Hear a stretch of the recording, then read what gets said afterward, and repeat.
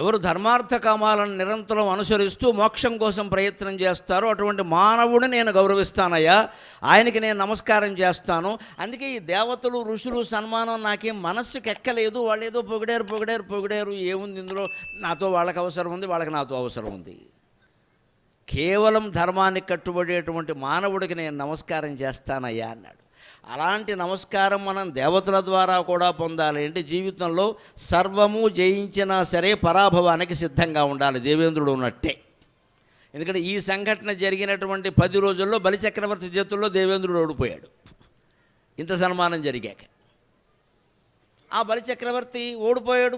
బలిచక్రవర్తి తర్వాత మళ్ళీ యుద్ధం జరిగింది ఇంకో 10 ఏళ్ళకి. బలిచక్రవర్తి నెగ్గాడు, దేవేంద్రుడు ఓడిపోయాడు. బలిచక్రవర్తి ఓడిపోయాడు, దేవేంద్రుడు నెగ్గాడు మళ్ళీ. అప్పుడు బలిచక్రవర్తి తాను తన రూపంలో ఉంటే అందరూ పలకరిస్తారు కదా, ఎందుకు ఓడిపోయావు అంటూ మూతి దగ్గర మైకెడతాడు ఎవడో. వాడి మీద కోపం వీడి మీద చూపించాలి. ఎందుకు వచ్చిన కూడా గాడిద రూపం ధరించాడు ఆయన. బలిచక్రవర్తి గాడిద రూపం ధరించాడు. ఎక్కడో ఓ మూలకెళ్ళిపోయి గుర్రాల శాలో గాడిదల శాలో ఏదో ఉంటే అక్కడికి వెళ్ళి కాస్త ఏదో పెట్టిన గుగ్గిళ్ళు ఏదో తింటూ ఉన్నాడు అక్కడ. దేవేంద్రుడికి ఎలా ఉండి ఎగ్గిన వాడికి ఎప్పుడు ఎలా ఉంటుంది, పరాభవం కాదు విజయం కదా. బలిచక్రవర్తి పరాభవ నామ సంవత్సరం, ఇది విజయనామ సంవత్సరం. అందుకని నెగ్గిన వాడికి ఎలా ఉంటుంది, ఓడిన వాడు ఇంటికి వెళ్ళి పనిగట్టుకుని పలకరించాలని ఉంటుంది వీడికి లోపల. కుళ్ళు బుద్ధి అంటే అదే. వీడు నెగ్గిన వాడిని నెగ్గినట్టు ఊరుకోడు, వాళ్ళ ఇంటికి వెళ్ళి వాడు మొహం చూడాలనుకుంటాడు. ఇదో కుళ్ళు బుద్ధి. అంటే రేపొద్దున వీడు ఓడిపోతే కుళ్ళు ఏడుస్తాడు. మనం నెగ్గినా ఓడిపోయినా కూడా సమానంగా తీసుకుని మళ్ళీ మనం ఓడిపోతాం, మళ్ళీ మనం నెగ్గుతాం, దానికి ఏమిటంటే గొడవ లేదు. అందుకని ఇంద్రుడు దివ్య దృష్టితో చూసి బలిచక్రవర్తి ఎక్కడున్నాడో కనిపెట్టి గాడిదగా ఉండగా అక్కడికి వెళ్ళి, గాడిద బాగున్నావా అన్నాడు. నీకంటే బాగున్నాను అన్నాడు బలిచక్రవర్తి. అది విషయం, నీకంటే బాగున్నాను అన్నాడు. అది అప్పటికి ఆయన కోపం వచ్చింది. నేను దేవేంద్రుడిని నిన్ను ఓడించా, నాకంటే బాగున్నాను. అవును, నీకంటే నేను బాగున్నాను, ఎందుకంటే నువ్వు దేవేంద్రుడు సింహాసనంలో ఉన్నా మళ్ళీ ఎప్పుడు నేను వచ్చి నిన్ను ఓడిస్తానో అన్న కంగారులో ఉన్నావు. నేను గాడిదగా ఉన్నాను కాబట్టి నన్ను ఎవడు ఓడించడానికి రాడు, నేను సుఖంగా ఉన్నాను అన్నాడు. అంచేతను ఎప్పుడు విజయం సాధించడమే గొప్ప విషయం కాదు, అప్పుడప్పుడు పరాభవాలు ఉండాలి, మనకు అవి పాఠాలు. వాటిని తట్టుకుని నిలబడితే వేరే గుండెపోటు ఎప్పుడూ రాదు. తట్టుకుని నిలబడ్డామంటే అర్థం ఏమిటి, ఆ తట్టుకునే ఉపాయాన్ని మనకి చెబుతుంది. అందుకే 21వ సంవత్సరం సర్వజిత్, 40వ సంవత్సరం పరాభవ. మనిషిని ఎవరినైనా మీరు ఆడ మగ పెద్ద చిన్న అందరూ ఉద్యోగాలు చేస్తున్నారు, వ్యాపారాలు చేస్తున్నారు, గమనించండి. కోతిగంతులన్నీ ఎప్పుడు వేస్తాడు అంటే 21 నుంచి 40లోగానే వేస్తాడు. 20 ఏళ్ల లోపు అంత గంతులు ఉండవు, 40 దాటాక ఉండవు. అప్పటికి పెళ్ళై 2 పుట్టారు, మొట్టికాయలు పడుతున్నాయి, గంతులే ఉంటే వాళ్ళే వేస్తారు మొట్టికాయలు. సరిగ్గా ఈ 40 ఏళ్ల లోపే, ఎందుకంటే ఉద్యోగం చేసి మానేసి వ్యాపారం చేస్తాడు, వ్యాపారం మానేసి ఉద్యోగం అంటాడు, ఏదో అంటాడు, మొత్తం మీద గంతులు వేస్తాడు.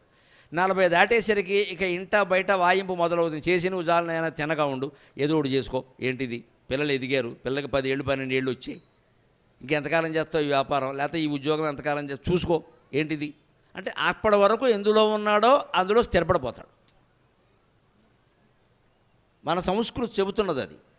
40 ఏళ్ల తర్వాత మనిషి అప్పటి వరకు ఎందులో ఉన్నాడో అందులో స్థిరపడాలి, ఇంకా ఊరికి గంతులు వేయకూడదు ఇంకా. అందుకే తర్వాత సంవత్సరం గమనించడం మీరు 41 ప్లవంగా అంటే కోతి. దీని తర్వాత వచ్చేది కోతి నామ సంవత్సరం. కోతులైపోం మనం, ఏమంత కోతిలో ఉండొద్దని అర్థం. అది ప్లవంగా. చివరి 60 అక్షయ అంటే 41 నుంచి 60 ఏళ్ళలోగా మనం ఏం చేయాలంటే ఎన్ని కోతుగంతులు వేసినా ఇక నెమ్మదిగా మానేసి అక్షయ బ్రహ్మలోకాలను పొందే ప్రయత్నం చెయ్యాలి. అది లెక్క. అందుకోసం 60 సంవత్సరాలు లెక్క. ప్రభవ వ్యయ ఒక జంట, ఒక గుంపు. సర్వజిత్ పరాభవ ఒక గుంపు. 41వది ప్లవంగా అక్షయ, అది ఒక గుంపు, ఒక యూనిట్ అన్నమాట. ఈ 60 ఏళ్ల వయస్సులో మనం ఇంకా అక్షయ లోకాలు పొందడానికి సంబంధించిన జ్ఞానాన్ని పొందితే 60 ఏళ్ల తర్వాత ఏం చేయమన్నారు, ప్రభుత్వం వారు కూడా ఇంటికి పంపించారు. ఏం చేయొద్దనే అర్థం. ఇక్కడ ఏం చేయొద్దనే అర్థం. నాకు పద్మశ్రీ బిరుదు ఇచ్చిన తర్వాత మాకు అక్కడ కేంద్ర ప్రభుత్వం వారు పెద్ద విందు ఏర్పాటు చేశారు ఢిల్లీలో. మాకు ఒక 2-3 ఒక బల్ల పెట్టి అక్కడ ప్రతి బల్ల దగ్గర ఒక కేంద్ర మంత్రిని పెట్టారండి. మోడీ గారు ఔదార్యం అటువంటిది. ఒక కేంద్ర మంత్రి, మేము 4 ఉన్నాం, మాతో పాటు ఒక కేంద్ర మంత్రి ఉన్నాడు. ప్రతి బల్లకి కేటాయించారు. మీరు వాళ్ళ దగ్గరికి వెళ్ళండి, వాళ్ళు మహానుభావులు, పద్మ పురస్కారం పొందారు, వారితో మాట్లాడండి అన్నాడు. మాకు వీరేంద్ర పాటిల్ అని మధ్యప్రదేశ్కి సంబంధించిన ఆయన, ఏదో మంత్రి ఆయన, ఈ యువతరం కార్మిక శాఖ ఆయన వచ్చాడు. ఆయన నేను ఏదో కూర్చుని పాపం ఆయనతో మాట్లాడడానికి, ఆయన మాతో మాట్లాడడానికి భయపడుతుంటే నేనే మాట్లాడా. మీరు ఇంత గౌరవం చేశారు కదా, నాకు పద్మశ్రీ పురస్కారం ఇచ్చారు, మీకు మమ్మల్ని ఏం చేయమంటారు మీకోసం అన్నాను నేను. మీరు చాలా చేశారు కాబట్టే ఇచ్చాం, ఇంకేం చేయకండి అన్నాడు ఆయన. ఇంకా ఏం చేయమంటారు ఏమిటండి నరసింహారావు గారు, మీరు చాలా చేశారు కాబట్టే ఇచ్చాం, ఇంకేమీ చేయొద్దు, విశ్రాంతి తీసుకున్నాడు ఆయన.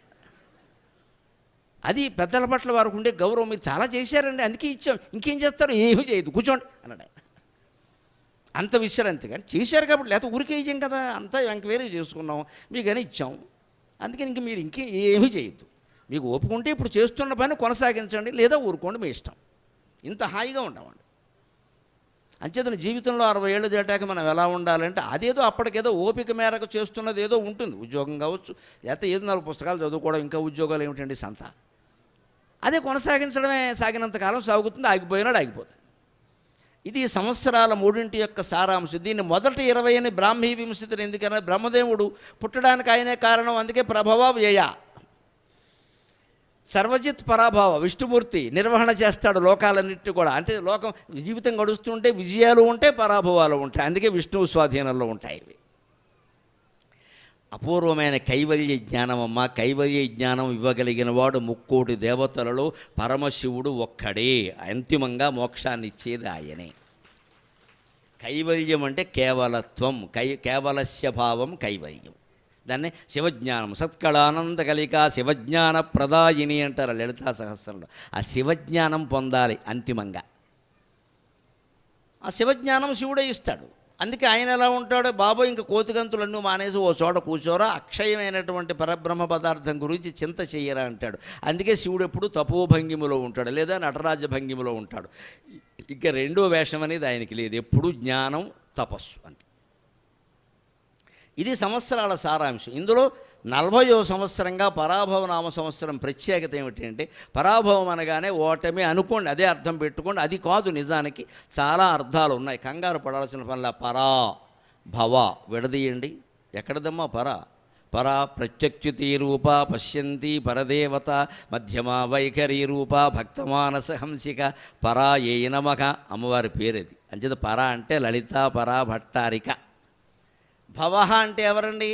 భవ అంటే సాక్షాత్తు శివుడు. అంచేత పరాభవ అంటే పార్వతీ పరమేశ్వరుడు ఇద్దరూ కలిసిన సంవత్సరం. పరాయాక భవస్య సంవత్సరం, పరాభవ సంవత్సరం. ఇందులో ఓటమి ఎక్కడుంది, మనం ఎందుకు కంగారు పడాలి? పార్వతీ పరమేశ్వరుడు యొక్క అర్చన చేయడానికి దీన్ని మించిన సంవత్సరం లేదు. ఇంకోటి కూడా దీంట్లో పేరుంది, వ్యాకరణం తెలిసిన పెద్దలకి, తెలుగు పండితులకు బాగా తెలుస్తుంది. పర అభవ. పర అంటే వేరే, అభవ అంటే భవ అంటే జన్మ, భవ అంటే జన్మ, అభవ అంటే జన్మ లేకపోవడం. మరో జన్మ లేకుండా జన్మరాహిత్యాన్ని ఇచ్చేది ఇదే సంవత్సరం. ఇంత గొప్ప సంవత్సరం లేదు నన్ను అడిగితే. పేరు కాస్త భయపెట్టేలా ఉంటుంది, మన ఏమైపోతుంది, ఏమీ అవ్వదు. ఒకవేళ ఇవన్నీ నరసింహారావు గారు మీరు మేము పాండిత్యం వల్ల చెప్పారండి, అర్థాలు పరాభవం అంటే ఓటమే కదా, లోకంలో అర్థం ఉంది కదా, ఒప్పుకుంటున్నా, అదే అనుకోండి. ఇవాళ మన అంశం అదే, పరాభవాలే విజయానికి సోపానాలు. ఎంత ప్రజ్ఞ ఉన్నవాడైనా సరే వాడి ప్రజ్ఞ ఎప్పుడు బయటకు వస్తుందో తెలుసా? ఆ ప్రజ్ఞ బయటికి రావాలంటే ఒక అవమానం జరగాలండి ఖచ్చితంగా. సన్మానాలు జరిగినంతసేపు ప్రజ్ఞ బయటికి రాదు, అహంకారం బయటకు వస్తుంది. ఒక్క దెబ్బ తగిలితే అసలు ప్రజ్ఞ బయటకు వస్తుంది. ఆ దెబ్బకి కృంగిపోతాడు ఒకడైతే. ఇంకోడు ఏమంటాడు, నన్ను కొడతాడా, వాడి సంగతి చూస్తా, ఏ రంగంలోనైనా సరే నన్ను దెబ్బతీస్తాడా, వాడి సంగతి చూస్తా అని వాడి కోసం పోటీగా ఎక్కువ చదువుతాడు, ఎక్కువ సాధన చేస్తాడు. ఒక బలవంతుడిని ఎదుర్కోవాలంటే మనం బలాన్ని సాధన చేయాలి. ఒక పండితుడిని ఎదుర్కోవాలంటే మనం పాండిత్యం పొందాలి. ఒక జ్ఞానిని ఎదుర్కోవాలంటే మనం ఆ జ్ఞానం పొందాలి. కనీసం ఒక సౌందర్యాన్ని ఎదుర్కోవాలంటే మనం అందంగా ఉండాలి, అందానికి సాధన చేయాలి, లేకుండా ఏదొస్తుంది? దేనికైనా సాధన చేయాలి. ఆ సాధన చేయాలనే తపన ఎప్పుడు మనకు కలుగుతుందో, అభిజ్ఞాన శాకుంతలంలో కాళిదాసు చెబుతాడు అద్భుతమైన మాట. ఒక పరాభవం పొందినప్పుడే మనిషికి అది జరుగుతుంది ఖచ్చితంగా. అందుకని పరాభవ నామ సంవత్సరానికి పరమ ఆత్మవిశ్వాసంతో వెంకటేశ్వర స్వామి మీద, రామచంద్రుని మీద నమ్మకంతో స్వాగతం పలుకుదామమ్మా. ఏం భయపడాల్సిన పని లేదు. జ్వలిత జ్వలిత చలితో చలితేంధనో అగ్నికి. అభిజ్ఞాన శాకుంతలంలో కాళిదాసు చెబుతాడు ఈ మాట. జ్వలిత చలితో చలితేంధనో అగ్నికి, జ్వలిత చలితేంధనో అగ్నికి. విప్రకృతః పన్నగః ఫణాం కురుతే, విప్రకృతః పన్నగః ఫణాం కురుతే. ప్రాయస్వం మహిమానం క్షోభాత్ ప్రతిపద్యతే హి జంతుః, ప్రాయః స్వం మహిమానం క్షోభాత్ ప్రతిపద్యతే హి జంతుః. అగ్ని సరిగ్గా మండట్లేదు, కట్టెలు పోయి ఇదివరకు అర్థమయ్యేది కాదు, వారం రోజులు బట్టి బాగా అర్థమవుతుంది. భగవంతుడు ఆ అవకాశం కూడా మనకి ఇచ్చాడు. హైలో పెడదామా సిమ్ములో పెడదామా, కుదరదు, సిమ్ములోనే పెట్టు, లేకపోతే సిలిండర్ అయిపోతుంది. నువ్వు కూడా అయిపోతావు ఫోన్లు చేయలేక. ఫోన్లు చేసామనుకో సైబర్ నేరాలు వాడు వస్తున్నాడు లైన్లోకి, సిలిండర్ వాడు రావట్లా. కస్టమర్ కాల్ ప్లీజ్ అంటాడు, దానికి చేసామనుకో అయిపోయినట్టే, నీ మాటలు అయ్యేలోగా అకౌంట్లోంచి పోతాయి డబ్బులని. ఏది అవకాశం ఉంటే అలా లాగేస్తూ ఉంటే నిత్యం పరాభవాల మధ్యలో మోసాల మధ్యలో బతుకుతున్నామండి. ఎలా బతుకుతాం? మన సామర్థ్యం మీద మనకు నమ్మకం ఉండాలి, సీతారామచంద్రమూర్తి మీద నమ్మకం ఉండాలి, భగవంతుడి మీద నమ్మకమేనని నడిపించేది, లేకపోతే ఏం నడిపిస్తుంది ఇక్కడ?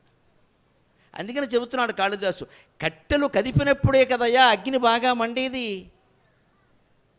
తోక తొక్కినప్పుడే కదా పాము పడగెత్తేది. జ్వలిత చలితేంధనో అగ్నికి.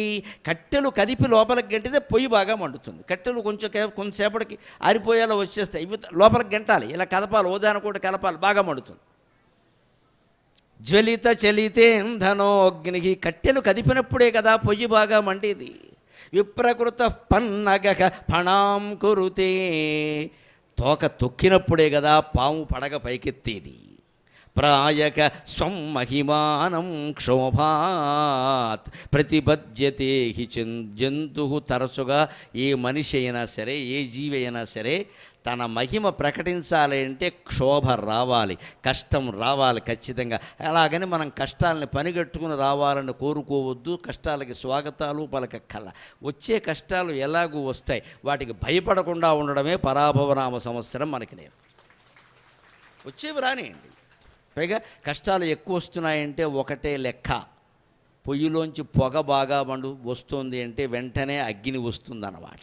పొగ బాగా కళ్ళు నులివేసుకునేంత పొగ వస్తుందంటే కాసేపట్లో అగ్ని పుట్టబోతోంది. బాగా ఉక్కబోస్తుంది అంటే అర్థం వాన కురవబోతోంది. కష్టాలు బాగా వస్తున్నాయి అంటే సీతారామచంద్ర స్వామి అనుగ్రహం మన మీద ప్రసరించబోతోందమ్మా అనుమానం. ఉక్కబోస్తుందంటే వర్షం వస్తుంది, కష్టాలు వస్తున్నాయంటే స్వామివారి అనుగ్రహ వర్షం మన మీద కురవబోతోంది. ఎందుకంటే ఆ కష్టంలోనే కదా మనం మాటిమాటికి దేవుడి దగ్గరికి వెళ్ళిపోతాం, ఇంట్లోనే అనిపిస్తుంది కదా బాధ. అనిపించి నాకు అనిపించింది ఒకసారి, నేనన్నా పోన్లేనమ్మా కష్టాలు వస్తే వచ్చాయి, మనిషి అన్నవాడికి రావా, ఈ వంకన అస్తమాను నీ ఫోటో దగ్గరికి రాగలుగుతున్నాను కదా అన్నాను నేను. లేదా పట్టించుకోమండి అమ్మవారిని.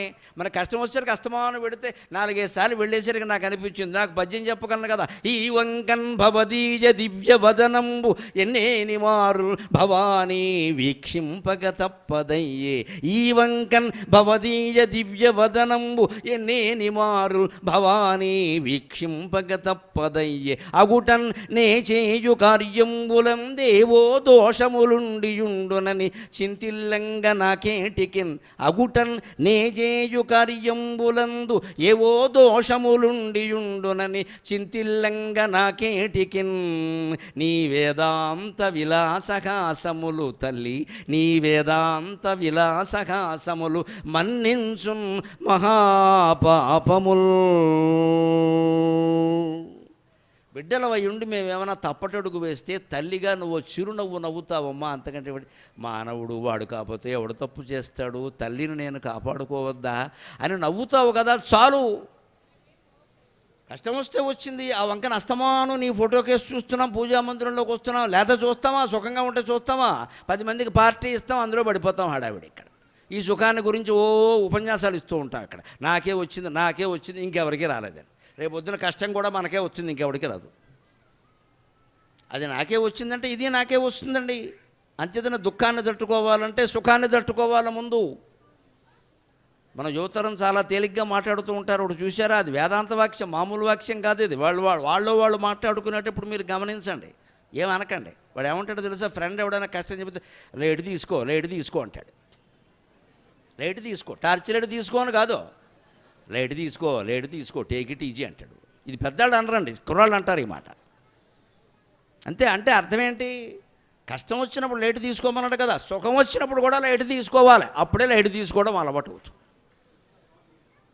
అందుకే ఎవరికైనా కష్టం వచ్చిందనుకో లైట్ తీసుకోమని చెబుతాం కదా. ఎవరైనా నాకు పెద్ద ఫస్ట్ హౌస్ వచ్చిందంటే లైట్ తీసుకో, ఎగరకు ఉరికే అని చెప్పండి, సరిపోతుంది. అది దానికి లెక్క. నువ్వు సుఖాన్ని లైట్గా తీసుకోకపోతే కష్టాన్ని కూడా తీసుకోలేవు. సుఖాన్ని కనుక తేలిగ్గా తీసుకోవడం నీకు అలవాటు అయితే కష్టాన్ని కూడా తీసుకుంటావు. లేని దానికి ఎలా వస్తుంది?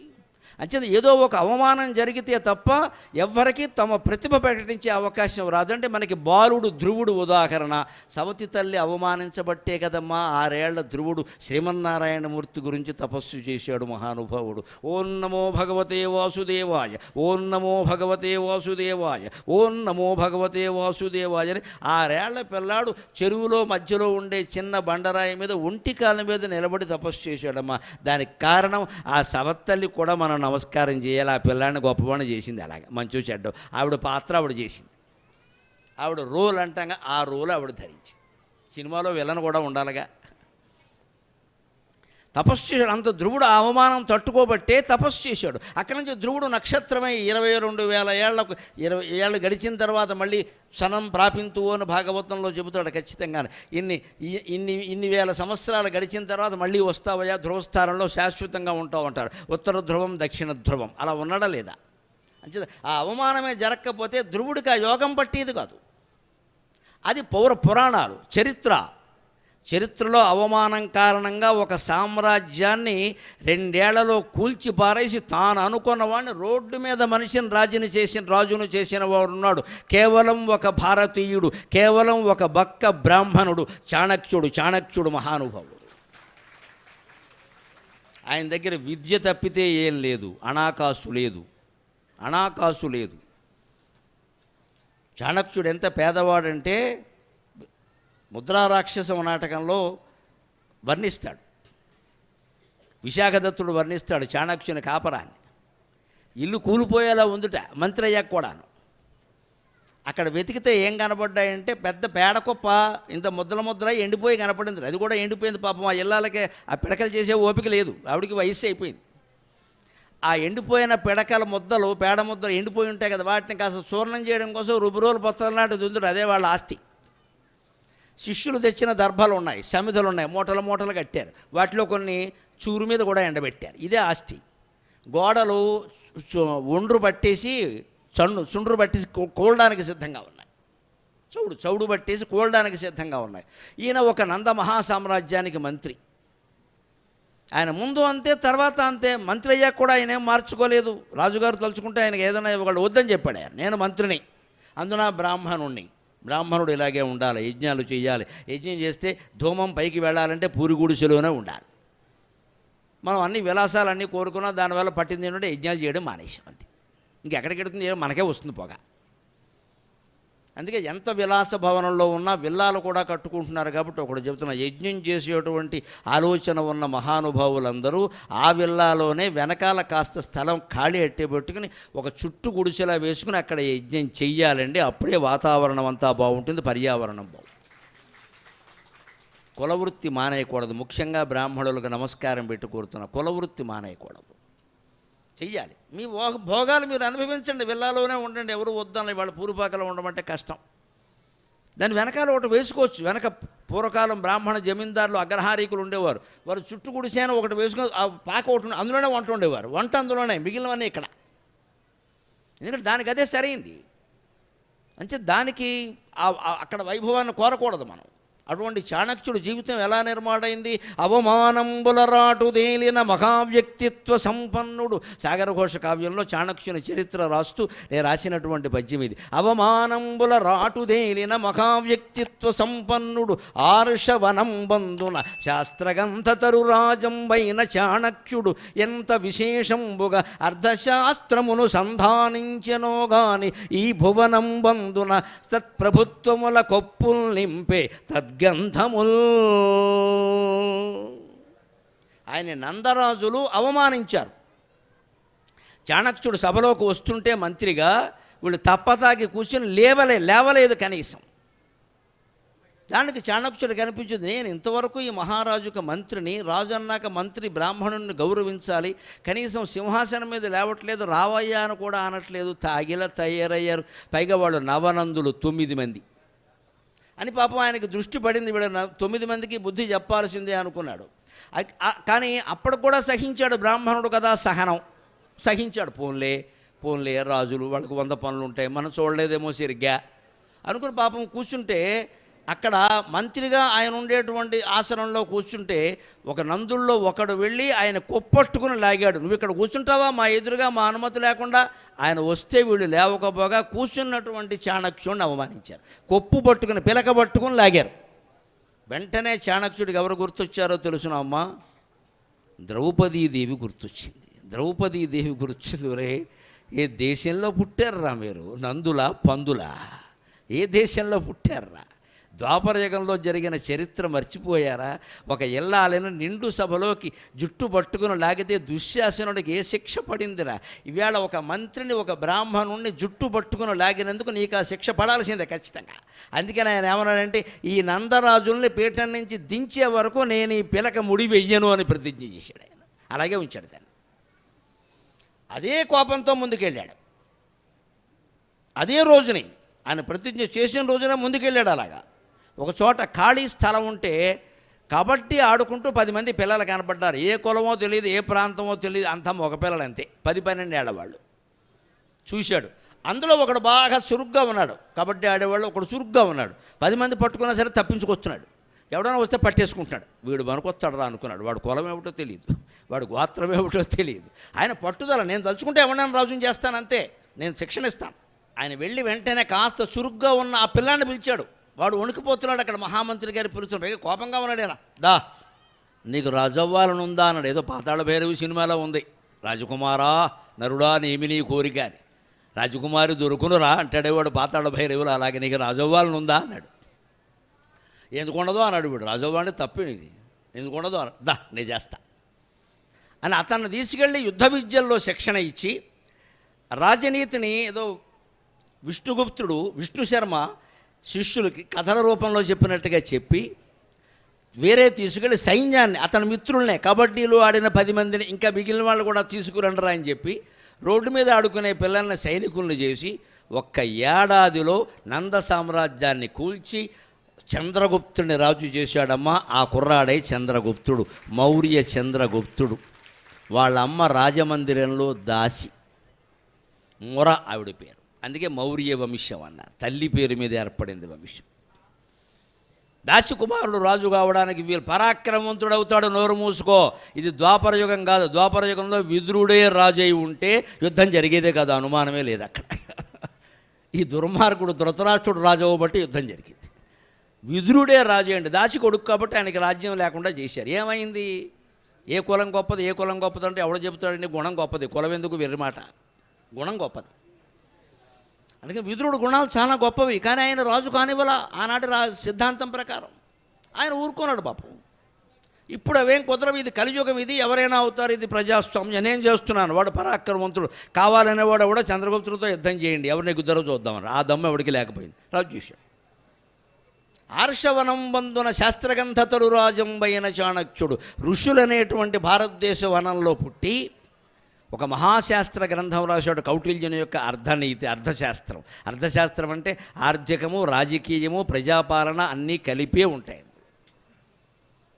అది ఎంత ప్రసిద్ధి పొందింది అంటే, ఈ భువనం బంధున సత్ప్రభుత్వముల కొప్పులు నింపే తద్గంధములు అన్నాను సాగర ఘోష కావ్యంలో. అది ఒక చెట్టు అనుకుంటా. అర్థశాస్త్రం అనే గ్రంథానికి చెట్టుకు పూసిన పువ్వులు ప్రపంచంలో ఉండే అన్ని ప్రభుత్వాల శిరస్సులో సుగంధభరితాలైన పుష్పాలని అలంకారం చేశాయి. అంత గొప్ప గ్రంథం అర్థశాస్త్రం. అందుకే ఎప్పుడో క్రీస్తు పూర్వం కాలంలోనే కంబోడియా అనే దేశంలో చాణక్యుడు రాసినటువంటి అర్థశాస్త్రాన్ని బోధించడం కోసం ఎప్పుడో మొదటి శతాబ్దంలో, ఈ శతాబ్దం మొదట్లో ఇప్పుడు అక్కడ బోధించడం కోసం తూర్పుగోదావరి జిల్లా ప్రాంతం నుంచి కౌండిన్యుడు అనేటువంటి బ్రాహ్మణుణ్ణి, ఆ శాస్త్రం నేర్చిన వాడిని ఓడల్లో తీసుకెళ్లారమ్మ కంబోడియా దేశానికి. కంబోడియా దేశానికి తీసుకెళ్ళాడు. మనవాడు తక్కువవాడు కాదు, గోదావరి నీళ్ళు తాగాడు కదా, అందుకని మంచి తెలివితేటలు బాగా ఎక్కువ. అక్కడికి వెళ్ళాడు, అక్కడ కంబోడియా అమ్మాయిని ప్రేమించాడు. నమశివాయ. అదో రకమైన బ్రాహ్మణత్వం, మనం ఏమనడానికి వీళ్ళే, వాడి సరదా వాడిది. ఎందుకంటే వీడు ఒక చాణక్యుడు అర్థశాస్త్రం ఒకటే చెప్పాల, వాత్సాయన కామసూత్రాలు కూడా చెప్పాడు, అది ఇబ్బంది. ఈ 2 శాస్త్రాలు వాళ్ళు కావాలన్నారు, చెప్పాడు, వీడికి వచ్చును కాబట్టి చెప్పాడు. ఆ అమ్మాయిని విల్లీ లీఫ్, ఆ అమ్మాయి పేరు, ఆ కంబోడియా అమ్మాయి పేరు విల్లీ లీఫ్. ఆ అమ్మాయి కూడా వీడిని ప్రేమించింది. వీడు ఆ అమ్మాయిని ప్రేమించడం విచిత్రం కాదు, ఆ అమ్మాయి కూడా ప్రేమించింది.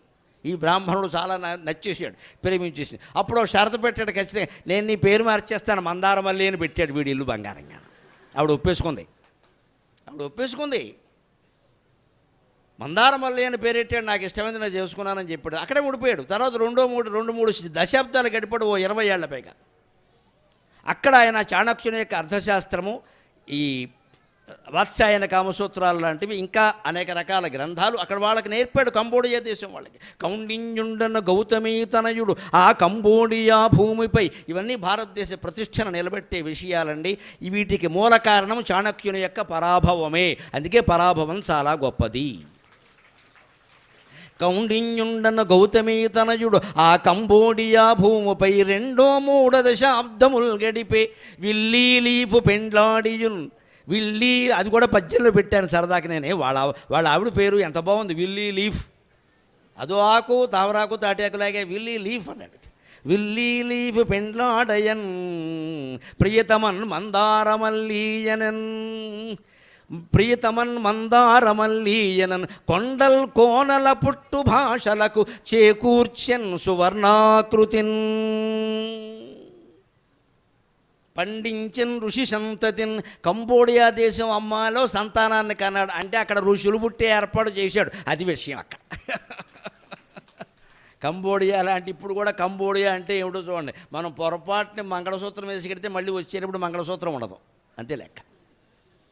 మేము ఎప్పుడెప్పుడో ఉగాండా దేశం వెళ్ళాము, ఎప్పుడో 10 ఏళ్ల క్రితం, 10 ఏళ్ళు అయిందా, ఇంక 7-8 ఏళ్ళు అయింది. వెడుతుంటే మాకు అక్కడ వాళ్ళంతా మంచివాళ్ళే, ఏం ఇబ్బందులు మేమేం పడలా. కానీ వెడుతుంటే విమానాశ్రయం సహా అందరూ చెప్పడం, ఏమీ వేసుకెళ్ళకండి అన్నారు. నేను అన్నాను సరదాగా, ఏమీ వేసుకెళ్ళట్లేదులే అన్నాను నేను. మామూలుగానే పెడుతున్నాం. అయినా హాయిగా ఇద్దరం వెళ్ళొచ్చాం, తిరిగి వచ్చాం, సుఖంగా ఉన్నవాళ్ళు చాలా మంచివాళ్ళండి. అసలు మనకు పెద్ద జబ్బు ఏమిటంటే, ఒక్కరికి ఎవరైనా ఉగాండాయో కంబోడియాయో ఏదో వెళ్ళినప్పుడు ఒక అనుభవం ఎదురైంది అనుకోండి, ఇక అది దేశ సామాన్యం చేసేస్తారండి. ఈ జబ్బు మానుకోవాలమ్మా, ఈ జబ్బు మానుకోవాలి. ఒక్కరి తప్పుకి అందరినీ తిట్టద్దు మీరు ఎప్పుడు. ఒకడు తప్పు చేస్తే వాణ్ణి అనాలి, ఆ కులాన్ని అందరినీ ఎందుకంటారండి, నాకు చాలా బాధగా ఉంటుంది అది. ఒక టీచర్ తప్పు చేస్తే ఆ టీచర్ని అనండి. టీచర్లు అందరూ తప్పుడంటే కుదరదండి అక్కడ. గురు బ్రహ్మ గురు విష్ణువు, ఆ టీచర్ని అనండి. ఒక నౌకర్ తప్పు చేస్తే ఆ నౌకర్ని అనండి. నౌకర్ కులం తెలుసుకుని ఆ కులం వాళ్ళందరినీ తిట్టకండి, చాలా తప్పది. భారతం శల్యపర్వంలో కూడా కర్ణుడికి శల్యుడు చెప్తాడు, నకర్ణ దేశ సామాన్యాత్ అంటాడు. ఎప్పుడు నింద మొత్తం దేశానికి అంటకట్టకూడదు. ఒక ఇండియా వాడెవడో పరదేశాల్లో దౌర్భాగ్య ప్రవర్తనతో ఉంటే ఇండియా వాళ్ళందరూ ఇంతే అంటే మనకి ఎంత బాధగా ఉంటుందండి. మనమేనా అంతే, మనకి బాగా అది ఎక్కువ. ఒక కులం వాడు ఎవడన్నా మనకు 10,000 తీసుకుని ఎగ్గొట్టేస్తే ఈ క్యాస్ట్ వాళ్ళు అందరూ ఇంతే, అందరూ అంతే కదమ్మా, వాడు ఒక్కడే చేశాడు ఆ పని.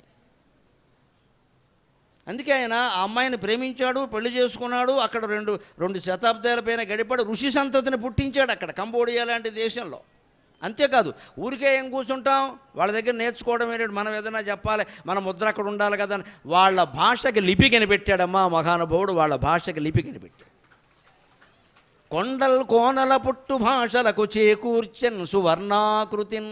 కొండల్లో కోనల్లో పుట్టి లిపి లేకుండా కంబోడియా వాళ్ళు బాధపడుతుంటే వాళ్ళకి లిపి కనిపెట్టి ఇచ్చినవాడు ఒక తెలుగువాడమ్మ, గోదావరి జిల్లాల బ్రాహ్మణుడు. ఎంత వైభవం, ఎంత వైభవం. ఈ కులం ఆ కులం వల్ల లేదండి. భారతదేశంలో ఏ కులం వాళ్ళైనా, ఏ వృత్తి వారైనా సరే అవకాశం వస్తే వారి ప్రతిభను నిరూపించడానికి సిద్ధంగా ఉన్నారమ్మా, సిద్ధంగా ఉన్నారు అందరూ కూడా. ఈ సందేశాన్ని మనం యువతరానికి అందించాలి. అందుకోసం మీకు నేను ఇవన్నీ గుదిగుచ్చి చెబుతున్నాను. ఈ మాటలు పిల్లలకి చెప్పండి. మన దేశం ఇది, మన చరిత్ర ఇది. ఒక్క మనిషి అక్కడికి వెళ్ళి అంత విజయం సాధించాలా? ఆయన పని ఏదో ఆయన చూసుకుని వచ్చేయకూడదా? అక్కడ వాళ్ళ భాషకు లిపి కల్పించాడు. వాళ్ళు అన్నారు, ఈ పెద్ద మనిషి లేకపోతే మాకు లిపి లేదు, సాహిత్యం లేదు, ఏదో మాట్లాడుతున్నాం అంతే, ఈయన మాకు లిపి. మొత్తం అందరి మాటలు విన్నాడు, వాటికి అక్షరాలు రాశాడు. తెలుగు అక్షరాల్లాగే ఉంటాయి అవి, తెలుగు వచ్చును కదా ఈయనకి, అందుకని రాశాడు. ఇలాంటి విజయాలన్నీ సాధించడానికి కారణం అర్థశాస్త్రం. అర్థశాస్త్రం పుట్టడానికి కారణం చాణక్యునికి జరిగిన పరాభవం. అంచేత పరాభవం ఎన్నో విజయాలకి మూలం అనుమానించాల్సిన అవసరమేం లేదు మీకు ఇక్కడ.